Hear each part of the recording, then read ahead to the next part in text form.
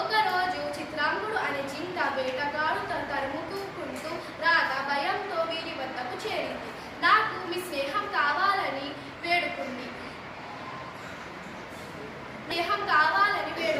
అందుకు ముగ్గురు స్నేహితులు అంగీకరించడంతో చిత్రాంగుడు ఎంతగానో సంతోషించాడు. ఒకరోజు రాత్రి రాగా మేతకు వెళ్ళిన జింక రాకపోవడం వల్ల తాబేలు కాకి ఎంతగానో కంగారు పడ్డారు. అప్పుడు కాకి ఉపాయంతో ఎగిరి వెళ్ళి వలలో చిక్కి ఉన్న జింకను చూసింది. అప్పుడు స్నేహితులను తెలియజేసి లఘుపతనక హిరణ్యకమును వీపు మీద ఎక్కించుకొని జింక దగ్గరకు చేరింది. జింక హిరణ్యకం వల్ల త్రాళ్ళు కొరికి జింకను కాపాడింది.